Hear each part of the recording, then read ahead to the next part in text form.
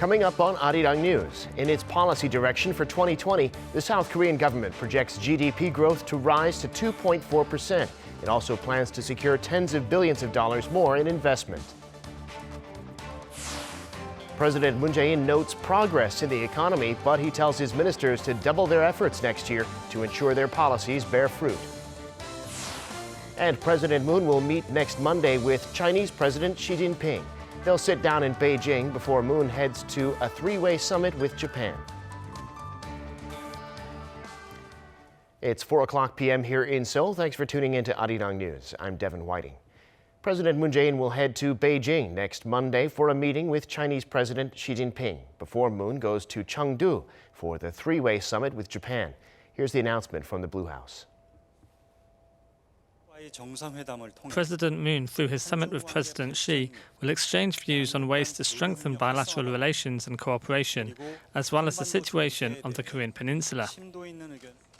This will be the sixth summit between Presidents Moon and Xi, and the first since they met at the Osaka G20 summit 6 months ago. They're expected to discuss ways to maintain the dialogue momentum between North Korea and the U.S., especially with the North's unilateral deadline for the nuclear talks coming up at the end of the year. Later that day, President Moon will go to Chengdu, the city hosting the three-way summit, and he'll meet there with Chinese Premier Li Keqiang. They'll talk about ways to boost cooperation within the framework of three-way cooperation with Tokyo. Swedish Prime Minister Stefan Löfven is on an official visit to South Korea, and today he addressed the National Assembly, promising to continue cooperative efforts to achieve lasting peace on the Korean Peninsula. In his speech, the Swedish leader stressed that South Korea and Sweden have been building a strong relationship for the past 60 years, and now they should join hands in tackling common challenges such as threats to international security, the climate crisis, and growing inequality. Pointing to the North Korea nuclear issue, Prime Minister Löfven said the only lasting security is common security, pledging that Sweden will continue to actively encourage dialogue and diplomacy to advance toward peace. For the 15th year in a row, the United Nations has adopted a resolution condemning North Korea for its human rights violations. The North strongly criticized that resolution, saying it's an attempt to overthrow the regime's social structure. Kim Yo-sun has more. The UN General Assembly on Wednesday adopted a resolution denouncing human rights violations in North Korea and calling for immediate improvement. This is the 15th straight year the UN General Assembly has adopted such a resolution, which was passed by consensus without a vote.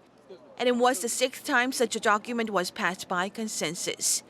The resolution, drafted by the member states of the European Union, states that the Assembly condemns the long-standing and ongoing systematic widespread violations of human rights in the North and encourages the UN Security Council to take appropriate action to ensure accountability.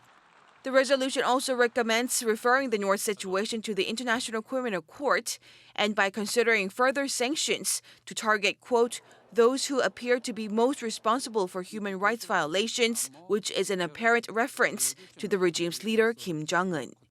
The resolution was jointly proposed by 60 countries, including the U.S., Japan, and Canada. North Korea's ambassador to the UN, Kim Seungwoo, immediately slammed the resolution, insisting it's not at all related to truly promoting and protecting the human rights situations in the North. He said the human rights abuses described in the resolution were fabricated to tarnish North Korea's dignity and image, as well as to topple the regime's social structure. Kim Yo-sun, Arirang News. U.S. President Donald Trump has become the third American president to be impeached by the House of Representatives. The vote was almost straight down party lines.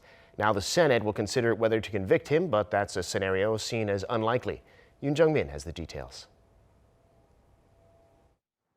The majority of the Democrat-controlled House of Representatives approved 2 articles, abuse of power and obstruction of Congress, to impeach President Trump on Wednesday night. After several hours of heated debate, the first article, abuse of power, was confirmed by 230 votes for and 197 against. The second article, obstruction of Congress, was confirmed with 229 for and 198 against. With that, Trump became just the third president in U.S. history to be impeached by the House, following Bill Clinton in 1998 and Andrew Johnson in 1868. The Democrats say President Trump solicited Ukraine to open a politically motivated investigation against his potential rival for the 2020 presidential election, Joe Biden and his son. Donald Trump used the high power of the presidency to pressure a foreign nation to besmirch his perceived primary political opponent. He corrupted our elections and compromised our national security so that he could keep power. It's a sham, a witch hunt, and is tantamount to a coup against the duly elected President of the United States. This is a sad day for our nation when one political party, along with their cohorts in the deep state and the mainstream media, try to hijack our Constitution. Since the articles of impeachment were approved in the House, President Trump will face a Senate trial, possibly in January. It's likely to be a different story in the Senate as Republicans have a majority there. At least 2/3 of senators have to vote in favor for the president to be removed from power. President Trump, who was holding a campaign rally in Michigan at the time of the impeachment announcement on Capitol Hill, lashed out at the Democrats, calling their move to impeach him, quote, a political suicide march. Yoon Jung-min, Arirang News. Former South Korean swimming champion Choi Youn-hee has been appointed second Vice Minister of Culture, Sports and Tourism. Known as the Mermaid of Asia, Choi is a 5-time gold medalist, having won the title at the Asian Games in 1986 and 1982. She's served as CEO of KSPO & Company, a public entity managing the 1988 Seoul Olympics facilities, and of the Korea Women's Sports Association. The Blue House says Choi, as an experienced administrator, will contribute to fostering the tourism and sports industries. A team of South Korean Ssireum wrestlers were at a university in Laos this week to give the students there a chance to see this important part of Korean culture up close. Our Lee Min-sun was there. Luang Prabang, the capital of the Old Kingdom of Laos, is today a popular tourist destination, and the entire city is designated as a UNESCO World Heritage Site. A group of Ssireum wrestlers from South Korea have come to a local university to share the cultural value and the excitement of their sport. As of this October, Supanuvong University offers a major in the Korean language. The 46 students in the program have expressed a great curiosity about all aspects of Korean culture, and they want to learn more, so they invited the wrestlers to come and demonstrate. The wrestlers showed off some of Ssireum's signature moves, including the highest skill, 뒤집기, when you flip over your opponent. Then there were some demo matches. After watching the demonstration and learning the skills and rules of Ssireum, students were given a chance to wear the Ssireum belt known as a sapba and try Korea's folk wrestling for themselves. They got one-on-one lessons from the wrestlers, starting from the most basic yet important step of tying the sapba. Also, how to grab an opponent by the belt and use the arms, legs, and body maneuvers to take them down. It's my first time seeing and doing Ssireum. I won once and lost once. It was a fun experience, and I'm really happy that I got to try Ssireum. 라오스에서 피스탄 스파스 아픈데 너무 재미있어요. 여러 선수 많이 잘 생겨서요. The Korea Ssireum Association has been working to boost cultural exchanges with other countries, including Spain, Mongolia, and Russia, to expand Ssireum's global presence. Ssireum was listed last year by both Koreas as UNESCO Intangible Cultural Heritage. We are trying to foster international Ssireum wrestlers, and people in East Asian countries are a good fit for the light class under 70 kilograms. After finishing up their demonstrations in Laos, the Ssireum wrestlers will head to Vietnam to promote and showcase the traditional sports there. Lee Min-sun, Arirang News, Luang Prabang.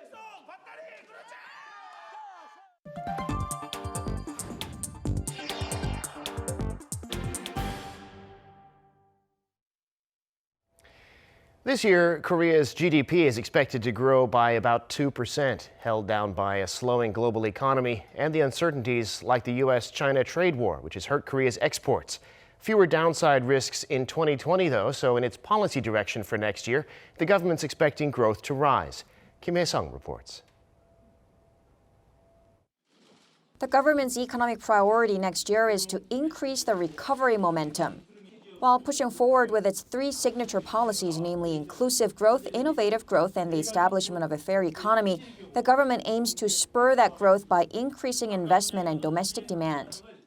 Citing better global economic conditions like the U.S.-China Phase 1 trade deal and upturn in chip prices, the Finance Ministry forecasts Korea to post economic growth of 2.4% in 2020, up from this year's 2%. Our number one priority is investment. The strength of investment will be key in determining the size of the economic rebound next year. We will invest a total of $86 billion in the public and private sector.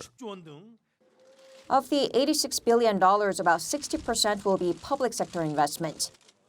The government will also allocate 62% of its budget spending to the first half of 2020 to boost growth. A $3.8 billion financing program will be created to support domestic private sector-led facility investment. To increase construction investment, which fell 4% this year, the government will also expand social overhead capital projects and build more apartment blocks. To help boost consumer demand, the government will grant tax cuts to people who are buying new cars to replace vehicles that are more than 10 years old. As part of efforts to keep moving towards an inclusive society, the government will provide more support for people in the lower income brackets by increasing the basic pension and creating more jobs. Lastly, the government vowed to accelerate the development of new industries like system semiconductors, biotech, and future cars by providing tax benefits and easing regulations. Kim Seung, Arirang News. President Moon Jae-in has called on all related ministries to work together to achieve concrete results next year on the economy. Take a listen. 내년은 그동안 우리 정부가 시행한 정책들이 그야말로 본격적으로 성과를 거둬야 할 때입니다. 지금까지 많이 노력해왔지만 중요한 고비를 앞두고 있다는 그런 각오를 새롭게 해주시길 당부드립니다. President Moon led a meeting on the economy this morning with Finance Minister Hong Nam-gi and other related ministers and civilian experts at the Blue House. He highlighted how the domestic economy is making progress despite the global economic downturn, seeing increased investment in semiconductors, displays, future cars, and biohealth. He also pointed to achievements in localizing the parts and materials sector and diversifying their import routes. But President Moon said it's important to improve the quality of jobs and overcome the employment slump in the manufacturing sector. And to ensure that citizens feel the improvements in the economy, he highlighted the need to raise the minimum wage and maintain a 52-hour work week. Time now for an in-depth look at the market news this afternoon, and for that I'm joined on the line by Dr. Kim Seungwoo, professor of economics at Ewha Women's University. Dr. Kim, thank you for coming on. Good afternoon, Devin. So government ministers today set the direction of economic policy for next year. They're looking at economic growth of 2.4%. That's still quite low, but an improvement from this year. What's your view? Actually, government's economic growth forecast for next year is a reasonable scenario due to weakened pressure from U.S.-China trade war and UK's Brexit. And also, along with these factors, a possible bounce back of global chip market will recover export of Korea. However, I believe that there will be lots of ups and downs on economic situation next year. So achieving 2.3 to 2.4 level economic growth won't be easy at all. Well, that 2.4% figure is lower than Korea's potential growth rate, which is 2.5 to 2.6%. It's worrying, though, because that potential growth rate is also falling. Why is that? Potential economic growth indicates the full-speed economic growth by using all available machines, labor, and technology. So technically speaking, potential growth declines as number of machines and number of workers decreased, which is the current economic situation in Korea. We saw huge investment decrease this year, and population is not growing enough, represented by less than one birth rate. So these are major reasons for potential economic growth decrease. And it is going to be a largest concern in the long run. Indeed. Well, as you know, think tanks here in Korea are not very optimistic about next year's growth, and they also expect inflation to stay very low. There have been concerns about actual deflation, though. Is that something we should worry about next year as well? Well, that is a really tough question to answer right now, but according to Bank of Korea's estimation, this year's inflation would be around 1.4% on an annual basis. And this is one of the lowest inflation in history. This 0% level inflation is much lower than Bank of Korea's target inflation rate of 2%. As of now, Korean government and Bank of Korea together emphasize that this year's low inflation is mostly due to cyclical factors of the economy. But I think that low inflation of 0% level continues until the middle of next year, 2020. I think that significantly indicates the weak demand of the Korean goods and services. So we have to then worry about the deflation. Well, you mentioned earlier how Korea's population is expected to start shrinking soon. With that, of course, consumption and production would both start to decline. How would industry and business see that situation, and how might they respond? Decreasing population is pretty much expected from a long time ago, like from early 2000. But there hasn't been effective measure on it yet. Actually, Korean government has spent over 150 trillion won, or $150 billion for the last almost 20 years for promoting the birth rate without any significant result yet. And also, since population changes very slowly, there won't be abrupt changes in production and consumption. But if that trend goes on, we have to think about the more flexible immigration policy in the long run for avoiding population decrease. Right. Now, the U.S. and China, of course, have signed their Phase 1 trade deal. Financial markets shooting up on that news. What's the story in the markets today? Around the impeachment vote on President Trump in U.S. House of Representatives, U.S. stock market is kind of mixed yesterday. S&P went down, but Nasdaq went up slightly. But after U.S. House impeachment vote on Mr. Trump, Japanese stock market dropped by 0.3% this morning, and the same is true for other Asian major markets.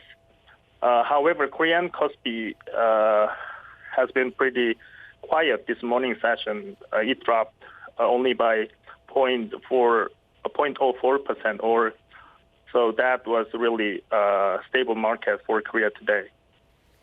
Got it. All right, Dr. Kim, thanks so much for sharing your insights today. We appreciate it. Thank you very much. In other news, South Korean Go player Lee Se-dol, who famously once beat the AI AlphaGo, has lost his latest match against a Korean-made AI called HanDol. This was the second match in a 3-round series for Lee's retirement, and it ended just minutes ago. Lee lost on the 122nd stone. In today's match, Lee did not get to start with 2 extra stones on the board as a handicap like he did on Wednesday. Lee won that match with a brilliant move that caused HanDol to resign. The tiebreaker will be held on Saturday in Lee's hometown of Sinan County, Jeollanam-do Province. If you're planning on visiting Seoul anytime soon, you might want to check into an AI robot hotel, the first of which launched this month. There, guests can simply say out loud what they want, and a robot will bring it to the door. Oh So-young reports. Hotel robot has arrived in front of your room. Meet Korea's first room service robot. KT Corporation this month launched its self-driving delivery robot in various hotels throughout the capital. When you're running low on amenities, all you have to do is summon Genie, the AI voice assistant available in each room. Hey Genie, I want 1 towel. Would you like to request 1 bath towel? Please tell me okay or cancel. Okay. Hotel robot is starting to deliver your amenities. Using KT's self-driving and 3D mapping technology, The robot smoothly maneuvers itself into the elevators and along the hallway, saying "excuse me" as it passes guests until it reaches your door. When guests check into a hotel, they're unfamiliar with the facilities and where certain things are in their rooms. So our AI voice solution helps them adjust and get the amenities they need without having to make a call or visit the front desk. This also saves hotel staff from receiving about 200 calls a day, so they can focus more on the guests in front of them and provide a quality service. The robot service can be used in multiple languages, including English, Chinese, and Japanese, and hotel guests can ask the voice assistant to do other tasks like closing the curtains, turning on the TV, or explaining the hotel's facilities.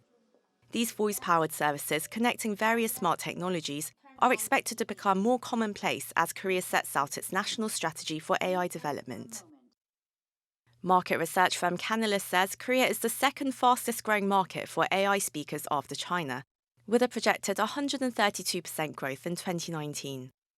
The number of installed speakers hit 3 million last year and is expected to top 8 million by the end of this year. The country's diversity of smart speaker brands has supported a wide variety of content and applications such as smart homes through partnerships between telecom firms, digital platforms, electronics and auto manufacturers. Experts say Korea's early adoption of the 5G wireless network could take these voice solutions even further, helping local companies get ahead in the global AI speaker market. Seoul, Arirang News. The tech firms Apple, Amazon, Google, and the Zigbee Alliance have announced a new partnership to work toward creating a single standard for smart home devices, so to ensure that they are compatible with each other. Under the partnership announced Wednesday, they'll let consumers know whether the new products they buy work with their existing smart home system. That'll be indicated by a logo on the box. The first area they'll work on will be safety devices like smart locks. Preliminary materials will be released late next year, but it's unclear yet when consumers will see these changes. Drivers in South Korea can expect their car insurance rates to go up by about 3.8% next year to make up for insurance industry losses. The insurance industry had asked for a hike of 5%, but sources said the authorities asked them to take into account the effect of future system improvements. The authorities are also pushing for tougher consequences for drunk driving accidents. The company's proposals are being reviewed by the Korea Insurance Development Institute, with the results expected as early as this week. A recent study suggests that if you're trying to cut your cholesterol and improve your digestion, Korean food is a better choice than things like sandwiches, burgers, and salads. Choi Youn-hee has this report. Multigrain rice, steamed vegetables, and freshly fried egg. With some soybean paste stew and some kimchi, this makes a typical Korean meal. The diet that U.S. Department of Agriculture encourages and the typical Western meal both consist of sandwiches, burgers, dairy products, and salad. 54 Koreans who have high levels of cholesterol tried these three diets for 4 weeks each. I felt like Korean food was easier to digest and suited my body better. Western food was a bit hard to digest. During the 4 weeks that the subjects followed a diet of Korean food, total cholesterol decreased by an average of 9.5% and neutral fat fell by 22%. But while on both Western diets, cholesterol actually increased.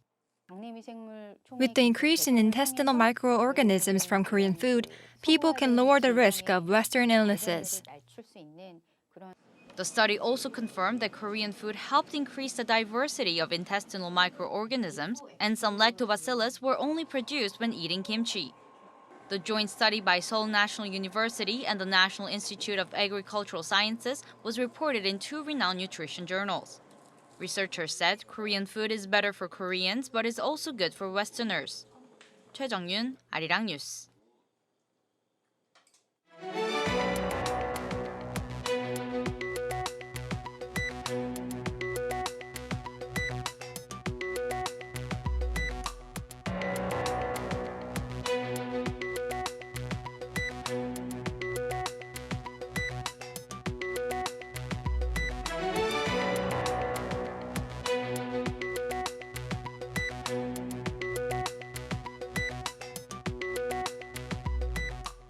That brings us to the end of this newscast. Thank you for watching. More live news coming your way at 7 p.m. Korea time.